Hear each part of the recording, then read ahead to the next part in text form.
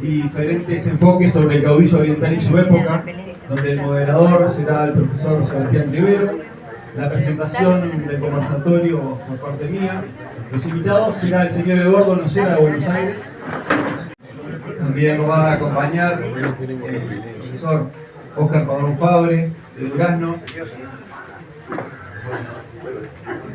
Jorge Frogoni de Nueva Palmira y el señor Fernando Choteco de Florida. Eran sus caballerizas. Quienes Teodosio de Aquitana es una persona muy importante para lo que es la historia relacionada a Artigas. El 15 de febrero de 1811, quien era el capitán de Blandengues de la tercera compañía del ejército español en ese momento, capitán del cuerpo de Blandengues, José Gervasio Artigas, se encontraba como comandante interino de lo que era la guarnición de Colonia del Sacramento, o sea, el segundo jefe de Colonia, lo que podría ser hoy el segundo jefe de batallón, el subjefe de policía. Evidentemente que él era una persona muy importante para lo que era la causa de Mayo, la Revolución de Mayo, y es así que había dos personajes que se le llamaban como el poquito de la campaña, aquel personaje dulce que había que contar con su apoyo. Artigas era uno, Rondó era el otro, y no ajeno a esto va a desertar de lo que es Colonia del Sacramento.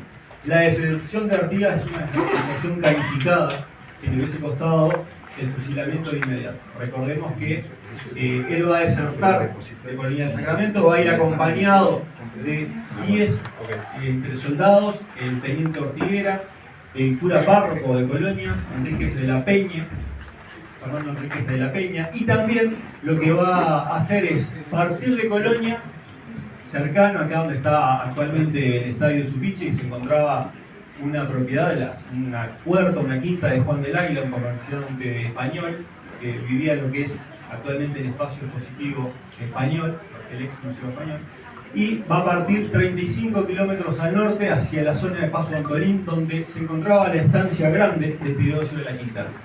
Él tenía esta propiedad también aquí, tenía sus caballerizas, y le va a dar el aporte. En ese lugar va a ser el primer apoyo logístico que va a tener Artigas, le va a dar caballos, le va a dar armas y también dinero, y dos de sus hijos lo van a acompañar hasta el cruce del río Uruguay por Paysandú. Luego lo vamos a ver en Nogoyá, va a continuar con el cura Enríquez de la Peña y con el teniente Ortiguera, y va a presentar su espada a lo que es la Junta de Mayo, y así entrar al servicio de la causa americana en este caso. Va a apoyar lo que son las fuerzas juntistas y se va a enfrentar a la regencia en el Río de la Plata. Recordemos que había tanto españoles y criollos de un lado como del otro.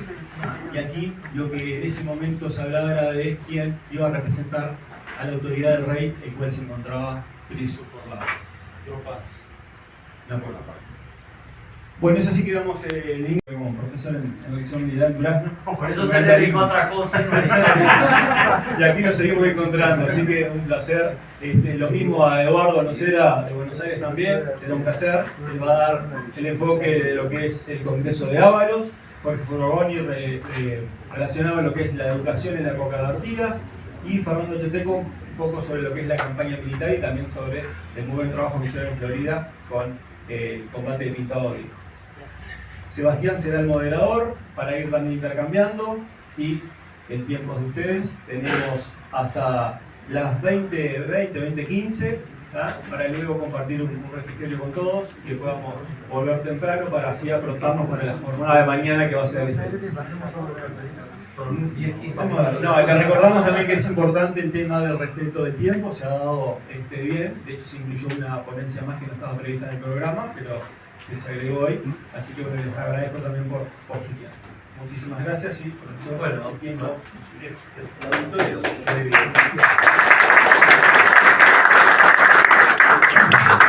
Bueno amigos, buenas noches.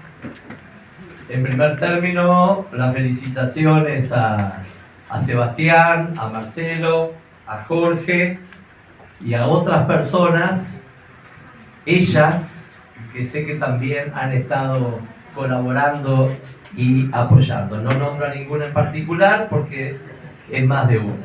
Y a la Fundación Fontaina Minelli también por una actividad más que apoya colocando a Colonia en el lugar que debe estar. Una alegría, por supuesto, ver caras amigas, pero también nuevas caras que se van incorporando en esta 13ª edición, que va recorriendo todo el país. Atravesamos de la última de Rivera, Tacuarembó, a esta de Colonia, y así es el objetivo de este proceso. Un gusto de compartir con estos amigos y sobre todo en esta colonia tan histórica y, como bien decía Marcelo, tan también vinculada a Artigas. Y yo, claro, los procesos históricos, la revisión de los personajes, se van sumando libros, se van sumando trabajos, y entonces uno pierde a veces en perspectiva lo que fueron los orígenes de revisar una figura histórica que estaba condenada por los principales intelectuales del Río de la Plata de ambas orillas. Y hago hincapié en los intelectuales del Río de la Plata.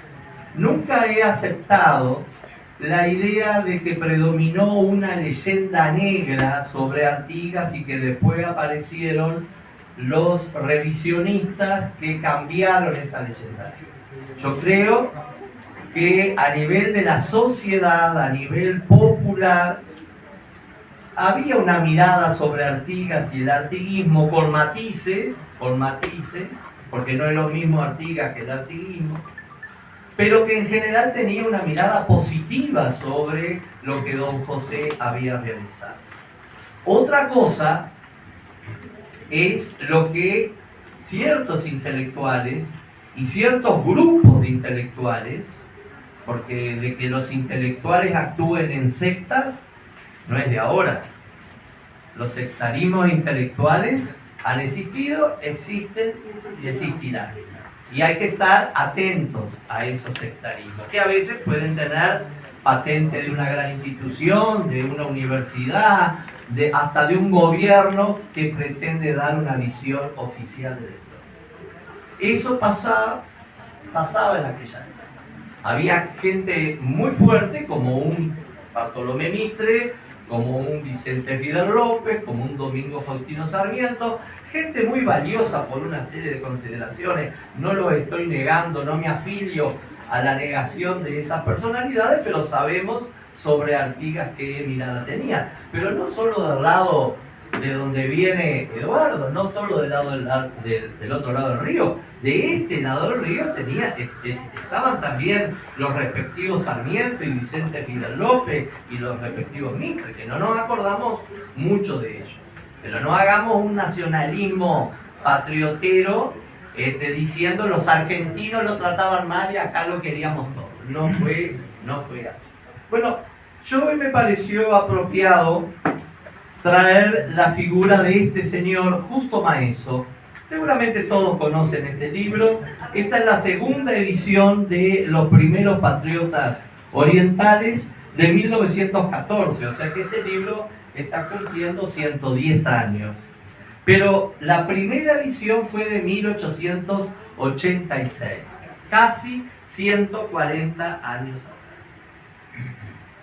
Lo traigo entonces para recordar a los que pusieron intelectualmente los primeros sillares, los primeros fundamentos para la revisión de Artigas desde el punto de vista intelectual. Vuelvo a insistir en esa división entre lo popular, entre lo que podía decirse en los fogones y en las mesas familiares, y entre lo que podía publicarse en los libros. Y como ha pasado muchas veces, a los extranjeros, o alguno de origen extranjero, ha sido más agradecido con la tierra que le dio asilo a su familia y a ellos, y que fue generosa, y esos extranjeros se han encargado de reivindicar la historia y los personajes de ese lugar con mucho mayor esfuerzo y reconocimiento que muchos nacidos en esta tierra. Y este fue el caso de don Justo Maeso, nacido en España, allá por 1830, hijo de un militar liberal de Riego, del famoso movimiento liberal de Riego de 1820, que terminan viniéndose para el Río de la Plata, está en la Argentina, primero muy cercano a Mitre, pero después comienza a tomar distancia, se viene para el Uruguay, se va a dedicar mucho a los estudios de minerales y de las riquezas de los minerales en el Uruguay con varias publicaciones, y va a publicar primero el general Artigas y su época, que son 3 tomos, la primera recopilación documental sobre Artigas, que es sumamente valiosa, allá por el año 1882-84, cuando todavía don Bartolomé Mitre seguía reeditando su historia de Belgrano, ¿verdad? Y Vicente Fidel López con su historia argentina, donde no quedaba un caudillo oriental sano. Bueno, ¿y por qué? ¿Cuál es otro motivo para traerlo a Justo Maeso y reivindicarlo? Por el título, Los primeros patriotas orientales. Porque en aquellas miradas del artiguismo, por estas personalidades intelectuales muy potentes, el artiguismo era lo que Mitre llamó la democracia bárbara. Eran esos seres innominados, salidos de los campos, prácticamente sin nombre y sin apellido, como furias que se habían cultivado durante la época colonial, había sido como el gran caldo de cultivo de esas masas indígenas, morenas, mestizas, y que de pronto irrumpen como un protagonista no deseado en la revolución a partir de 1811. Esa era la mirada. Bueno, ¿qué se encargó de decir don Justo Maeso con este libro?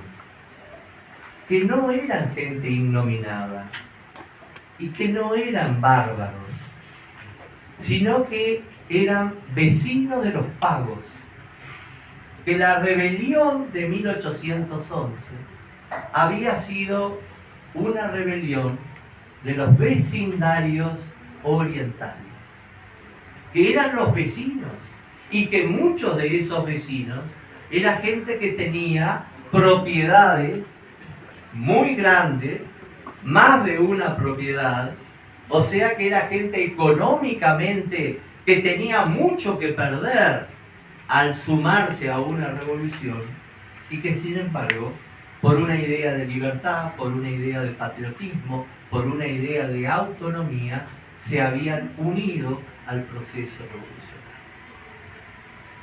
Justo Maeso también quería destacar que la revolución oriental, a diferencia de otros movimientos en el Río de la Plata, regionales, provinciales, no era una revolución que había nacido por un ejército extraño que había llegado para liberarla, sino que la revolución en la banda oriental había sido un proceso de los propios paisanos, reaccionando contra el foco realista de Montevideo.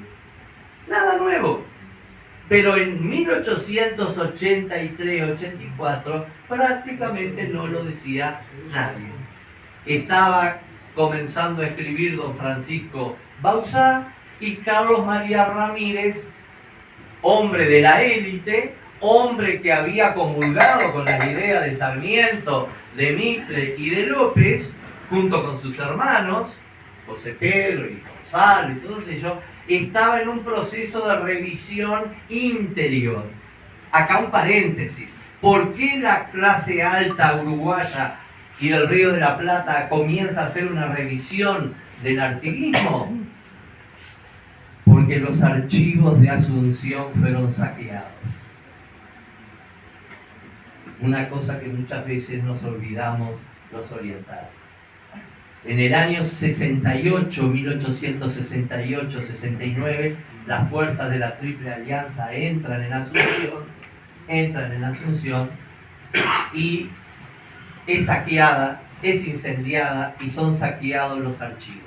¿Y qué aparecieron en los archivos de Asunción? Sobre todo en el archivo del doctor Gaspar Rodríguez de Francia. la copia que había enviado Artigas de las instrucciones del año 13. Y la aparición de las instrucciones del año 13 en el libro de Mariano Pelliza sobre Manuel Dorrego de 1878 es un relámpago en el Río de la Plata, porque es la luz de la barbarie. ¿Cómo la barbarie pudo hacer las instrucciones del año 13, que era un programa político, social, económico y cultural para estos pueblos? Y eso es lo que obligó a la intelectualidad del Río de la Plata a comenzar a cambiar de vida. Bueno, justo Maeso, entonces, está también entre esos hombres que pusieron piedras fundamentales para una revisión de Artigas, llamando a los orientales a que no tuvieran vergüenza de su historia. Es alguien nacido en España que en 1885-86 le dice a los orientales: no tengan vergüenza de su historia. Tienen que estar orgullosos como hijos y nietos de aquellos vecinos que se levantaron en 1811. Muchas gracias.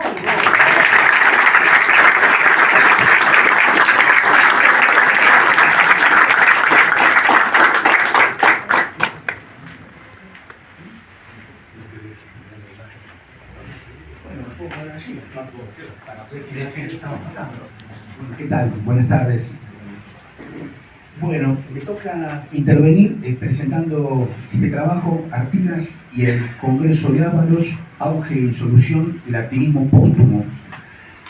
Vamos a pasar, me han dicho, unas imágenes que teníamos preparadas y son una docena de filminas en las que voy a plantear el eje central del trabajo. Es un trabajo voluminoso, unas 600 páginas que contiene toda una parte dedicada a la geografía de Ábalos, al hallazgo y a la ubicación y al señalamiento del sitio histórico donde se desarrolla entonces, decimos, el tercer Congreso de los Pueblos Libres. Por supuesto, Artigas es el jefe confederado. Este Congreso es el tercero de los Pueblos Libres, el auge del momento definitivo de este último artiguismo se dará entonces a partir de la reunión de gobernadores, representantes de cabildos y por supuesto las comandancias rurales correntinas que asisten a ese congreso. El congreso está fechado, el congreso deja un acta que es el célebre Pacto de Ábalos, cuya fecha es el 24 de abril del año 1820. El artiguismo póstumo, me interesa marcar esta categoría. Yo entiendo que no hay un ciclo artiguista, sino distintos ciclos artiguistas, y este último artiguismo tiene varias particularidades. Sintéticamente, por supuesto, es un artiguismo que no cuenta con la provincia oriental. Por vez primera, Artigas no tiene entonces su base de operaciones tradicional, ni tampoco los recursos que puede proporcionarle. Al mismo tiempo no cuenta más con Córdoba desde el año 16, pero a partir del año 20 tampoco contará con Entre Ríos ni con Santa Fe.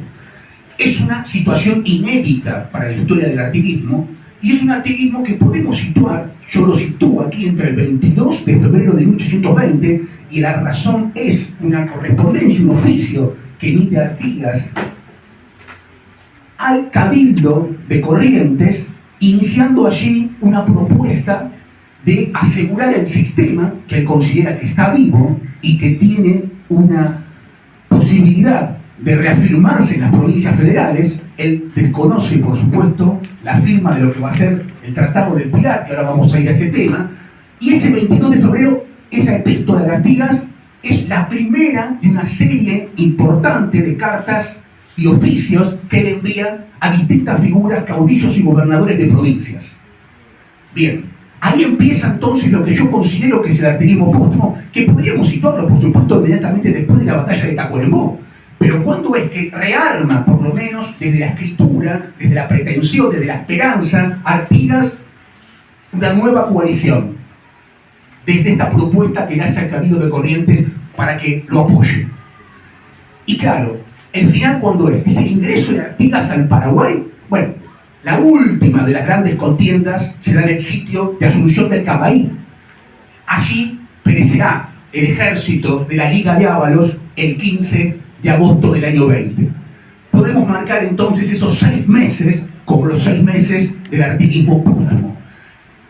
Las primeras filminas tienen mucho texto, después vamos a ver fundamentalmente documentos y algunos esquemas para sintetizar. El primer tratado del Pilar, bueno, anteriormente tenemos una filmina donde se refiere, pongámosla, a una instancia, precisamente, que es esta, en la cual narro brevemente que Artigas, como ustedes saben, ha decidido no presentarse ni en el Arroyo del Medio, ni tampoco en la ciudad propia de Buenos Aires, ni en el Pilar Viejo. Lo que es un dato importante, porque él no asiste a la consagración de lo que va a ser un pacto que va naturalmente a enardecerlo. ¿Cuál es vamos a decir, el derrotero artiguista, entiendo, para llegar al Congreso de Ábalos y entender su magnitud y su dimensión? Bueno, el tema de las ideas artiguistas, vamos a decir, por supuesto, confederación y naturalmente el pacto federal como vehículo de la unión. Es importante porque vamos a terminar haciendo referencia al último pacto de Artigas, el pacto de Ábalos, y por supuesto la idea de confederación se encuentra en los 6 artículos del pacto de Ábalos. Además, nosotros entendemos precisamente que las distintas provincias, y esto es importante, emulando el espíritu de la Convención de la Provincia Oriental del Uruguay, cuyos acuerdos se firman entre Artigas y Rondó, fechados el 19 de abril de 1813, señala brevemente, es un recorte de los artículos, que son 3, la provincia oriental entra en el rol de las demás provincias unidas, y la provincia oriental es compuesta de pueblos libres. Emulando, sintéticamente, a este espíritu unionista, confederativo, naturalmente las provincias comienzan a aglutinarse en lo que será la Liga Federal. Y se plantea el trabajo, un elemento, el tema de la secesión y la nulificación, tanto en Ramírez como en López. Es decir, si la soberanía particular de los pueblos, si la soberanía provincial antecedía a la soberanía de la nación, y si la reunión de provincias se hacía en un sistema confederal, que es la Confederación Artiguense, se pregunta, ¿quién les habla? ¿Tenían derecho a divorciarse del artiguismo y de la propuesta de la Liga Federal, tanto Entre Ríos como Santa Fe, en 1820? Siempre hemos leído y hemos trabajado sobre la idea de la traición. Ustedes conocen esos argumentos. Yo estoy en contra de esos argumentos, no amplío el tema aquí, y me interesaba y me interesa subrayar entonces que el propio artiguismo, comprendo, facilitaba, vinculizaba, permitía esa separación. Y las provincias, incluso basándose en el sistema, resuelven dejar de formar parte de la Liga Federal. Bueno, y firman el primer tratado del Pilar. Vamos a llegar a Ábalos ahora, en unos instantes. ¿Por qué digo el primer tratado? Porque vamos a conversar mínimamente sobre un segundo tratado. El primer tratado del Pilar es el que todos conocen, rubricado entre Zarratea, Ramírez y López, por supuesto, el 23 de febrero del año 20. ¿Qué importa allí? Bueno, por supuesto, siempre pensando en lo que será Ábalos, este acuerdo no forma parte de las deliberaciones de ninguna asamblea ni de ningún congreso. Bien, es un acuerdo entre 3 figuras. Una que se autoproclama gobernador, que es Ramírez, que no era gobernador de la provincia de Entre Ríos, y 2, bueno, por supuesto, gobernadores sí elegidos por las autoridades respectivas. Zarratea, por la Junta de Representantes de Buenos Aires, y el Cabildo de Santa Fe había elegido, por supuesto, a López. ¿Qué entiendo? Este primer tratado desobedece la orden principal que Artigas había emitido en el año 19, que en la filmina anterior yo la coloqué como epígrafe.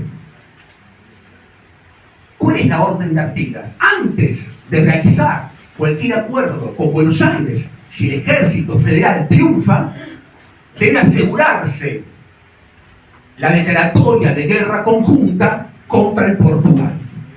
Esto está fechado en diciembre del año 19.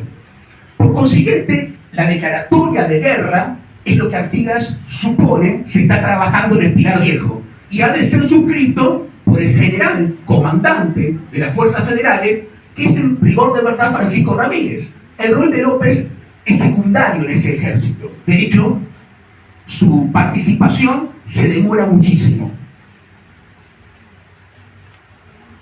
Ese primer tratado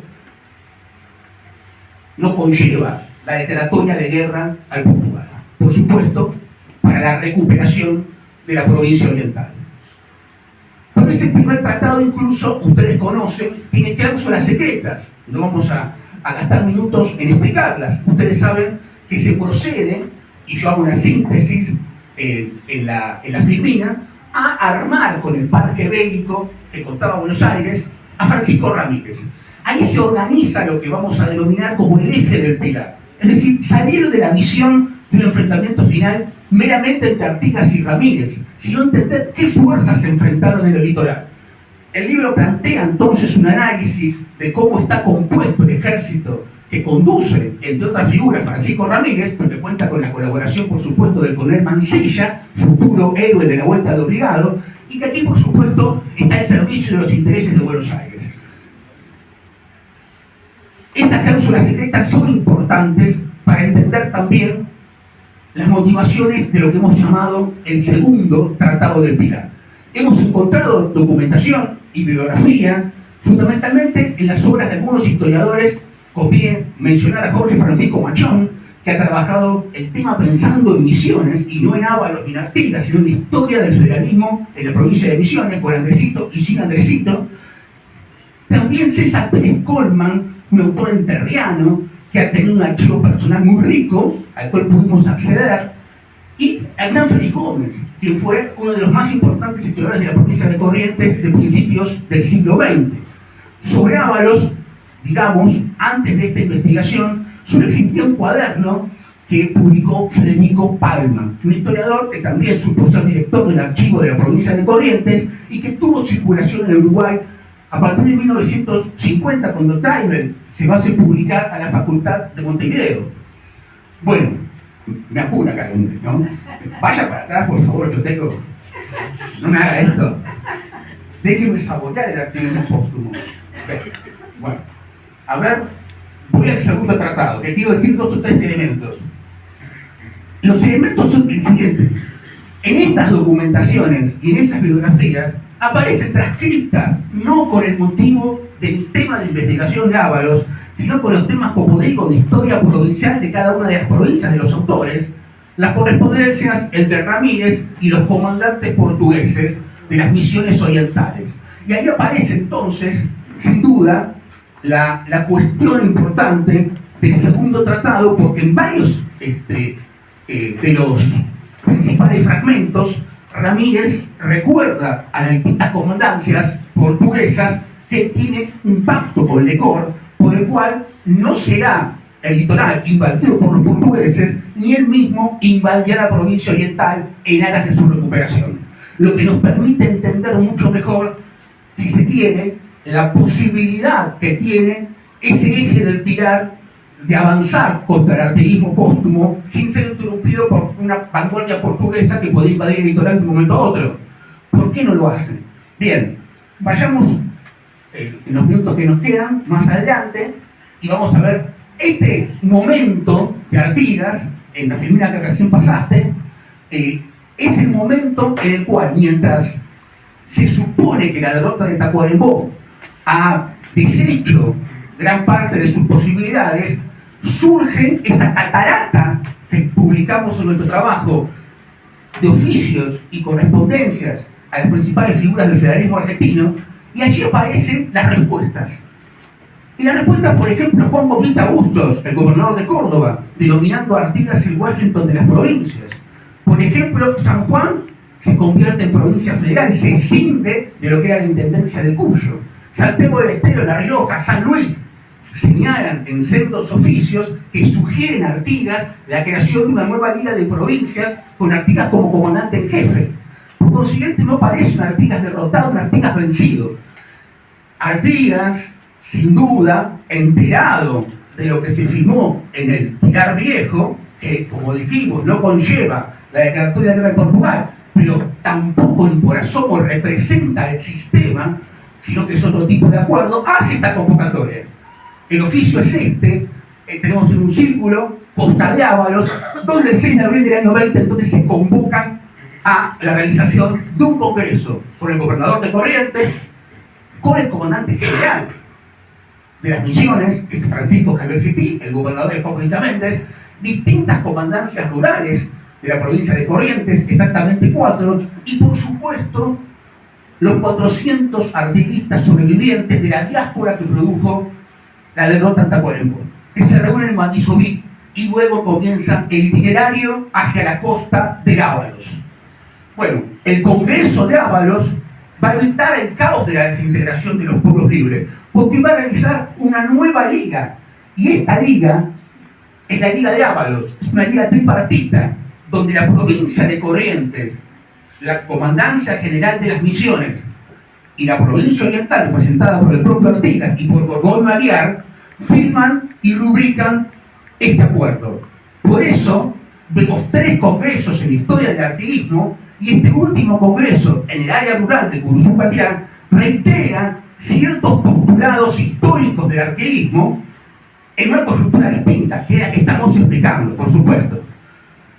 Luego de este paneo de los 3 congresos, digamos, nosotros vemos el Pacto de Ábalos, con las firmas correspondientes a los 17 firmantes, donde sobresalen, como digo, Artigas, Méndez, Cití, Ayllú, por supuesto Gorgoño Aguiar, como hemos dicho, y las comandancias rurales correntinas, que es la gran novedad, que toda el área del centro-sur correntino apoya a Artigas y rubrica esta acta.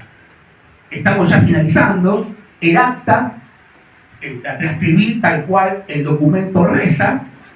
Los aspectos más importantes son, naturalmente, la guerra ofensiva y defensiva que debe asumir esta liga. La palabra liga ustedes pueden ver en el artículo 2, o sea que es el propósito de esta reunión, organizar un nuevo frente. Artigas es el director de la guerra y de la paz de este frente, es el protector y director de los pueblos, artículo 4, y lucha por la libertad e independencia de esas provincias. Y esas provincias aceptan a cualquier otra provincia que desee sumarse. Bueno, estos elementos nos hablan, por supuesto, de las características de los pactos preexistentes en la Constitución argentina. Y este es uno de los elementos que trabajamos porque este pacto no forma parte de la historia constitucional argentina. Bueno, por supuesto que tenemos distintas hipótesis que desarrollamos en el trabajo, cerca de la recta final. Comparamos el primer tratado del Pilar y el Pacto de Ábalos. No tenemos tiempo, pero decimos, fíjense, ustedes, 3 provincias firman cada uno. Buenos Aires, Santa Fe y Entre Ríos, febrero, año 20. Provincia Oriental, Corrientes y Misiones, abril, año 20. Pero el de Ábalos es hijo de un congreso de representantes. No hay congreso del Pilar, sino que primero se firma el pacto y después se convoca un congreso. Hay distintas diferencias. Las cláusulas secretas son una declaración de guerra en el Tratado del Pilar. Sin embargo, la guerra es explícita en el Pacto de Ábalos. Y así podemos continuar con muchas diferencias entre ambos pactos. Finalmente, con esto finaliza nuestra presentación, la bifurcación de la Liga Federal planteamos en 2 grandes bloques, el sostenido por el eje del Pilar y el que va a conducir la Liga Tripartita de Ábalos. Se dan en total 13 enfrentamientos militares, ¿no?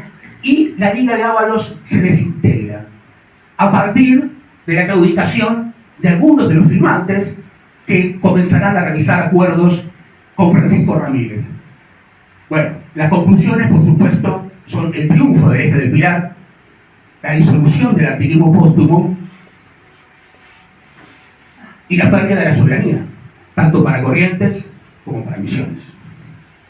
Y la provincia oriental en manos portuguesas. Bueno, muchas gracias.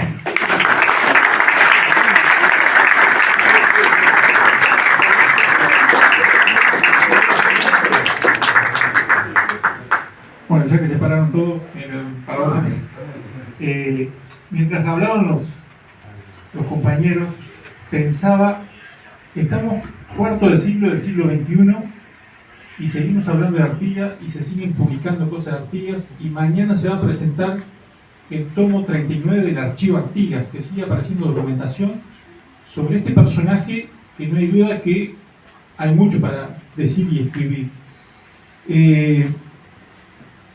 Yo pensaba también que solo básicamente esos 10 años, de 1810 a 1820, es la gran bibliografía y la gran documentación que existe sobre Artigas y el artiguismo. A mí me gusta hablar mucho más que nada del artiguismo, porque si bien era la cabeza visible de Artigas, ¿no?, el gran caudillo, el estadista, pero había un entorno. Yo siempre digo que Artigas se juntaba en el fogón junto a sus secretarios, a sus tenientes, y deliberaban, discutían, y ahí salían los proyectos y los planes que tenían, ¿no? Entonces, para no hablar netamente de Artigas en sí, sino de ese artiguismo, creo que es importante nombrarlo en general. Y en 2 años, desde 1815 a 1816, hay que ver la gran cantidad de cosas que hizo ese artiguismo, ¿no? Imagínense ustedes 2 años que hicieron para atrás, y ahora les voy a enumerar algunas cosas culturales y educativas que hizo Artigas o el artiguismo en esos 2 años.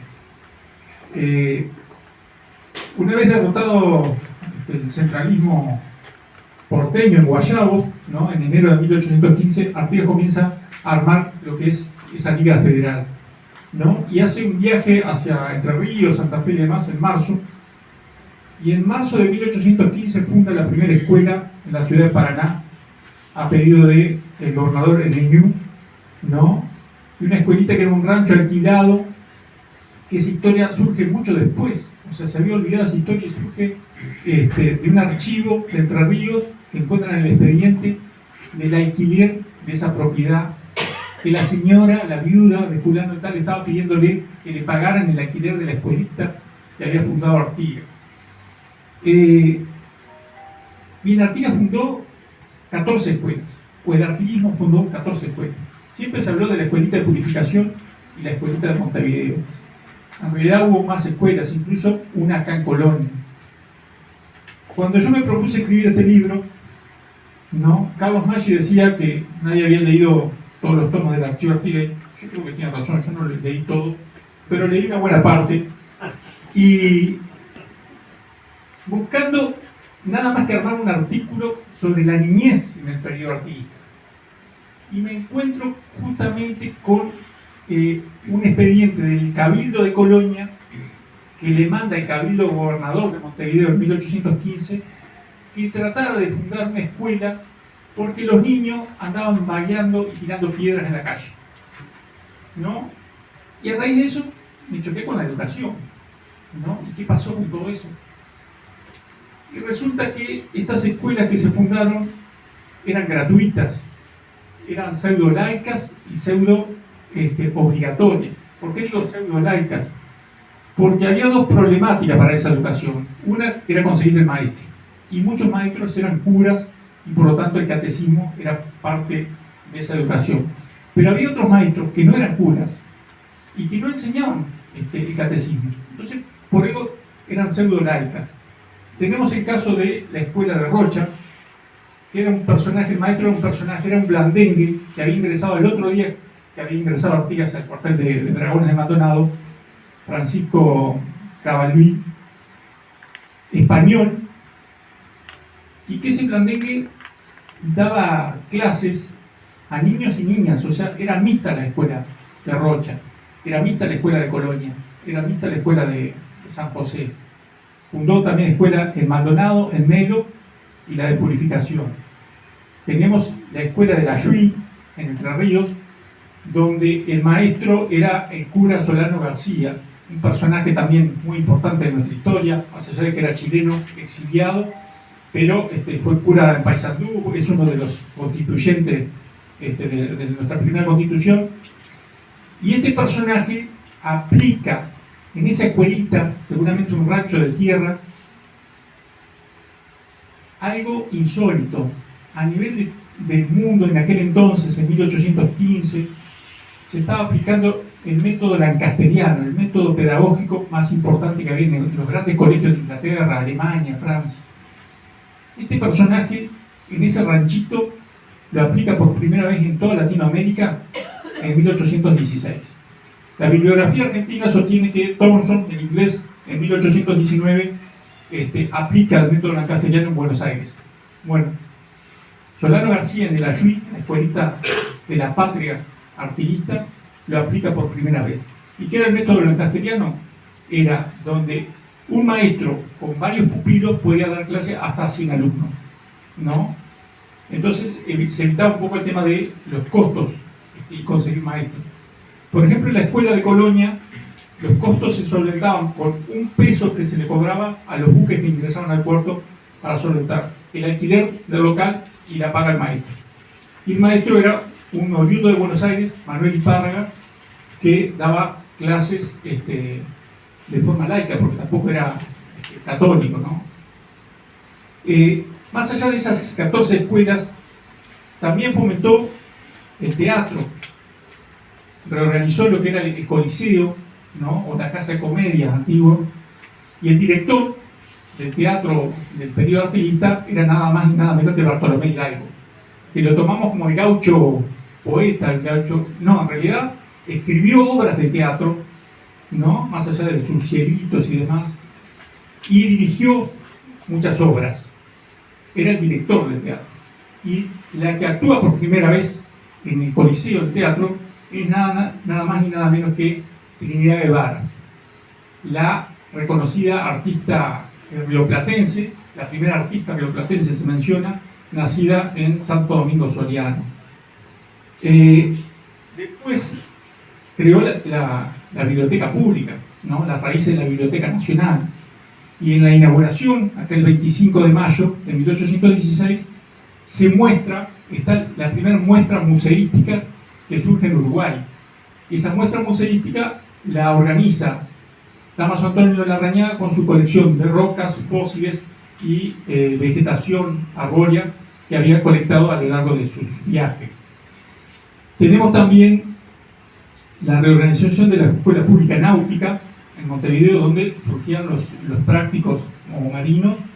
También el aula de gramática castellano y latín, o sea que era como un grado superior a la enseñanza primaria. Y tenemos el tema de la imprenta. Logró sacar un periódico, ¿no? El Periódico Oriental, lástima que salió un solo ejemplar, al carecer de buen periodista como para mantener ese periódico estable. Pero esa imprenta imprimía, por ejemplo, las entradas al teatro o las cartillas o cartones que necesitaban las escuelas, ¿no? Y se las mandaban a todas las provincias de la Liga Federal. Hay un montón de documentación donde piden se le manden cartones, cartillas a esas escuelas de tantos alumnos y tantos niños que había. Y también realizó una campaña gratuita de vacunación de la viruela. Los españoles, si bien en 1805 habían hecho una campaña, pero solo en Buenos Aires, en Montevideo, contra la viruela, usaban los propios niños infectados con sus ampollas y trataban de inocular a los otros. Artigas no usó niños.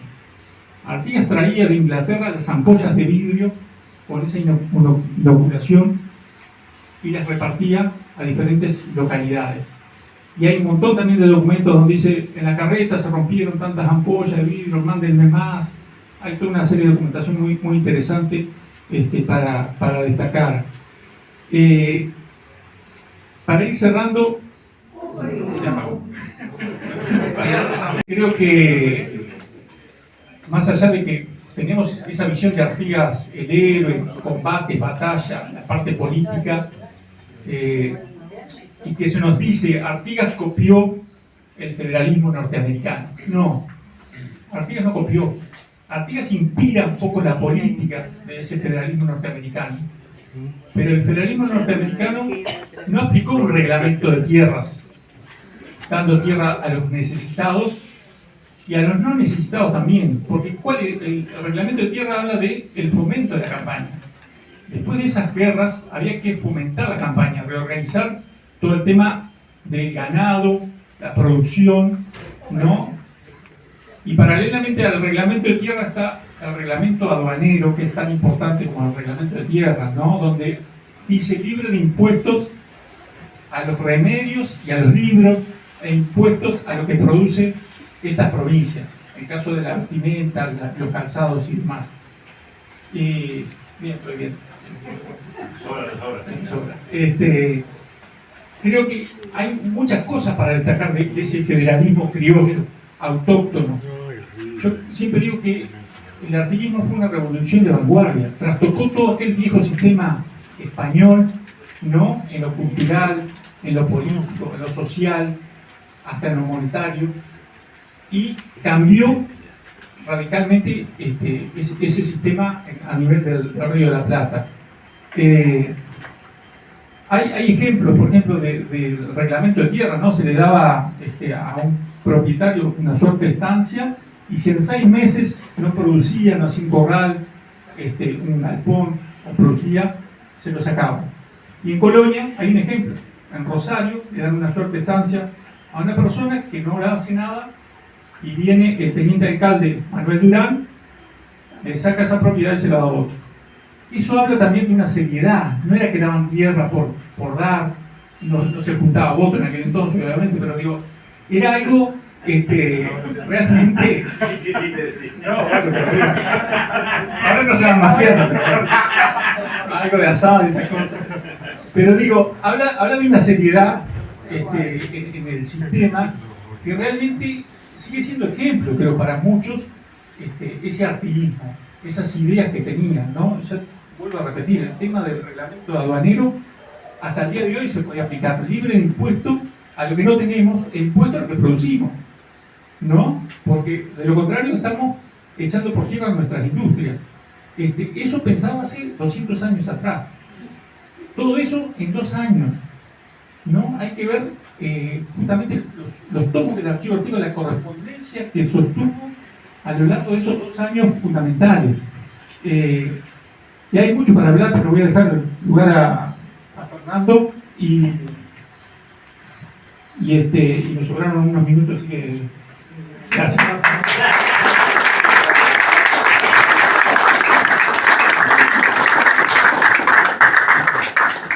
Bueno, decirles que es un gusto, un placer, un privilegio poder estar hoy aquí en esta previa de la 13ª jornada gestora regional aquí en Colonia Sacramento.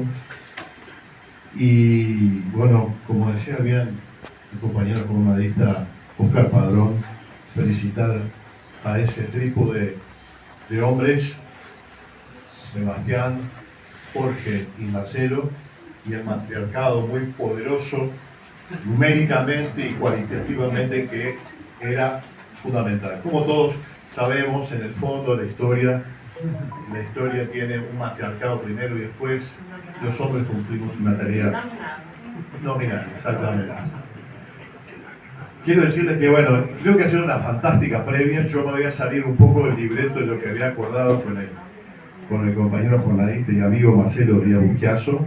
Obviamente paso un aviso y agradecerle nuevamente que hace 7 años atrás a algunos integrantes del grupo de identidad nos brindó una asistencia decisiva para poder ubicar el sitio histórico donde fue una acción militar importante, el artiguismo, que estaba un poco invisibilizado, la acción de Pintado Viejo.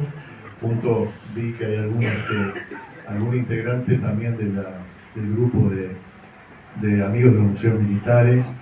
Pero voy a obviar el tema militar. Creo que acá, más que nada, lo que hay que rescatar de todo lo que se ha dicho, muy importante, es que en esta instancia de hoy, Marcelo, con mucho tino, inicia, digamos, lo que fuese un tapié inicial que se dio acá, en estas manzanas, donde Artigas huye hacia Buenos Aires para ponerse al servicio de la causa de la Junta de Mayo, e inicia de alguna forma el proceso de la emancipación, o ese proceso político tan turbulento que tal vez en el esfuerzo imaginario nuestro de saber cómo fue que en estas latitudes de aquella sociedad pudo de alguna forma atajar ese tsunami de lo que estaba ocurriendo en el hemisferio norte y que estaba ocurriendo ya en esa invasión napoleónica de la península ibérica y que generó toda una situación de desasosiego y desconcierto en la sociedad de aquella época.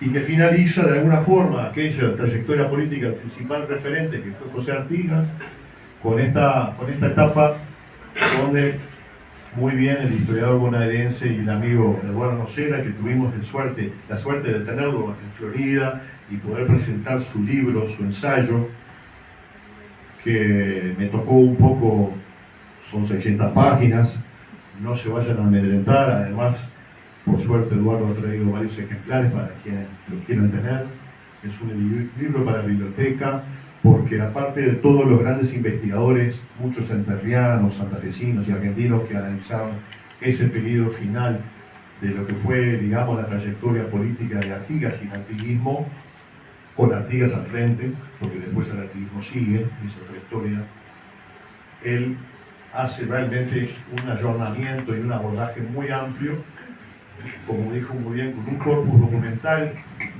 que yo diría que está todo lo que se necesita o lo que se conoce hasta ahora. Habrá alguna otra cosa que irá apareciendo, pero está ahí, y que da el broche final de ese proceso liderado por Artigas. Por lo tanto, agradecerte realmente, Eduardo, haber venido.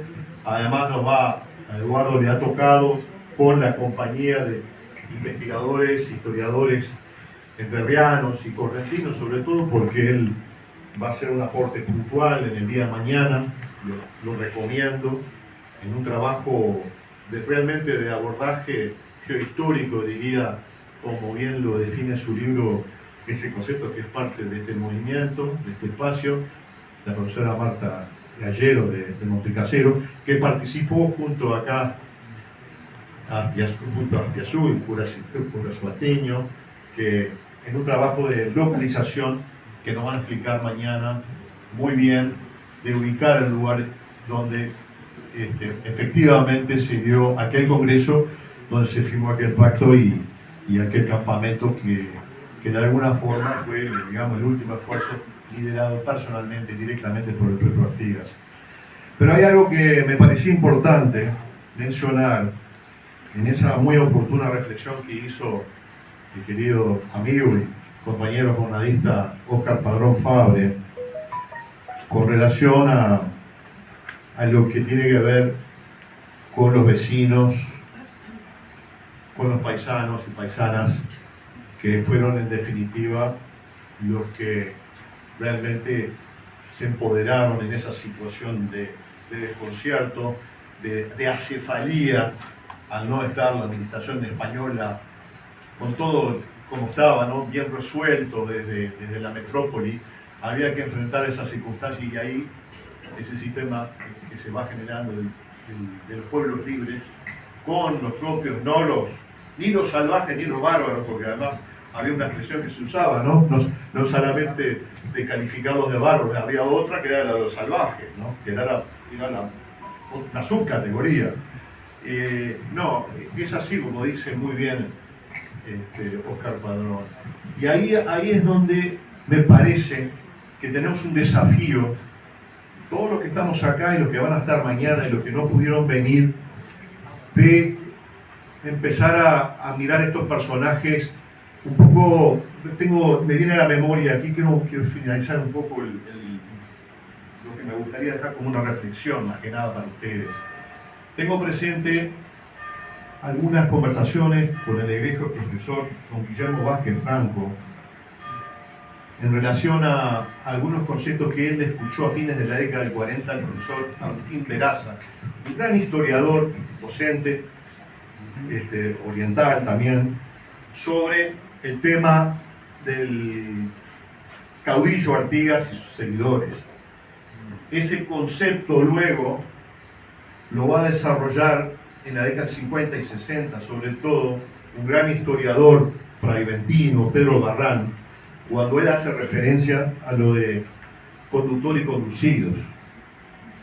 Creo que todavía lo del conductor, creo que se ha hecho mucho, referido a la figura Artigas, como decía bien Jorge, acá también está el otro tema del artiguismo, o sea, de los conducidos, los que condujeron a Artigas.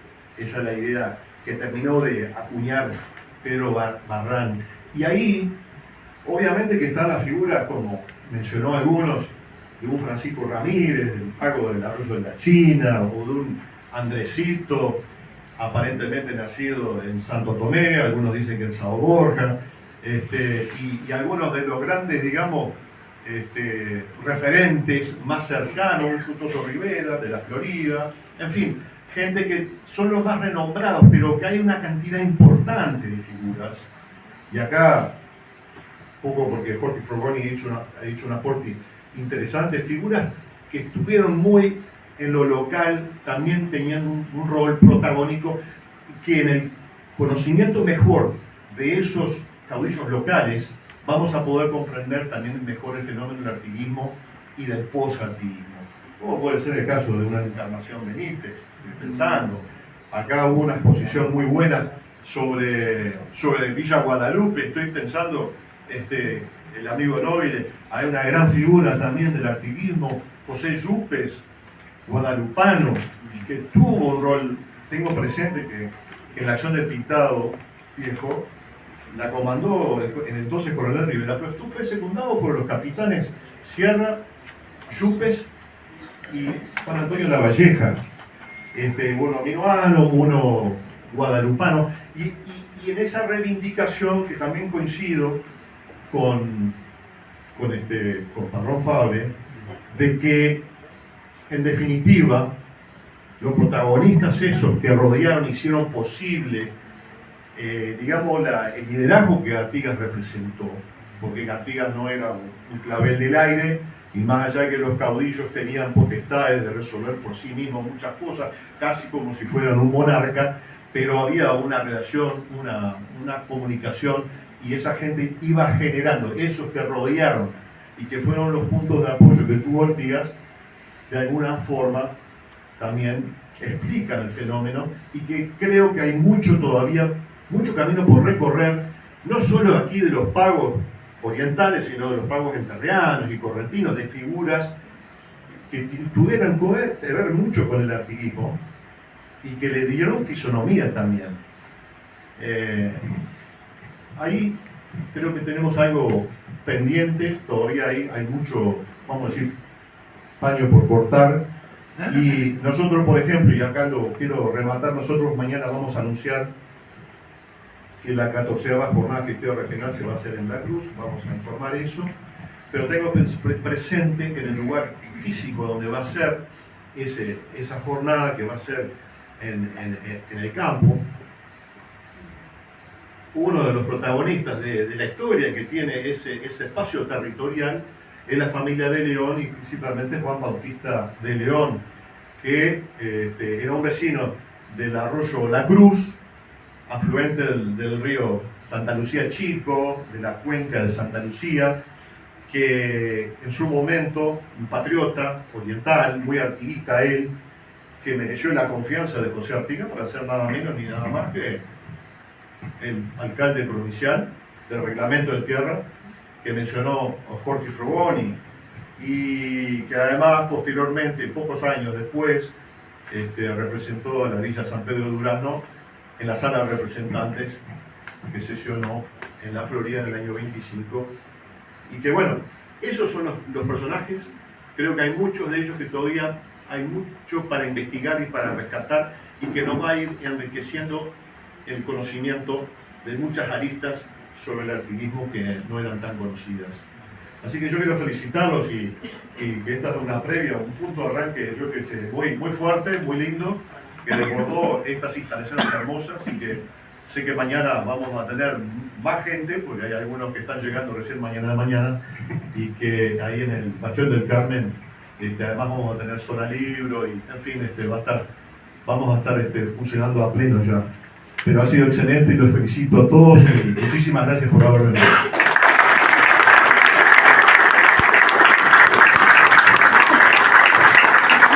Bueno, muchísimas gracias.